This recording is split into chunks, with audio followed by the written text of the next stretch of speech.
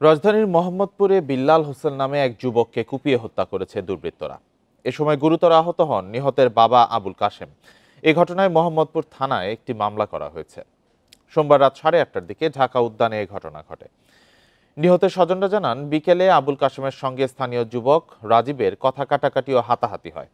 পরে কাশেম ও তার ছেলে বিল্লালের উপর রাতে হামলা চালায় রাজীব, সবুজ ও রুবেল সহ কয়েকজন। এতে গুরুতর আহত হন বিল্লাল।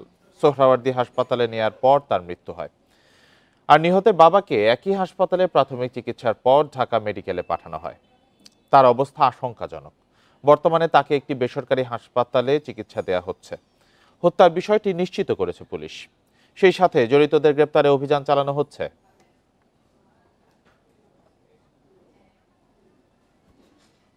জের ধরে টাকা পয়সা লেনদেন সংক্রান্ত বিষয়ে এই ঢাকা উদ্যানের এটি ঘটনাস্থল আর কি। এটা 3 নম্বর রাস্তা।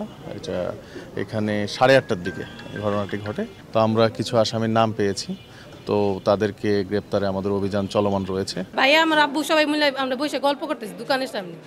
এর মধ্যে এক লোক আমার সামনে এসে দাঁড়াইছে আর সবটি পিছন থেকে আইসে এগুলি কোমানো শুরু করে দিচ্ছে। কোবাইল মোহন, সবুজ, নাদা সুজন আর বিএমপি করে নাদা সুজন, রাজীব, রুবেল ওরা কুবাইছে।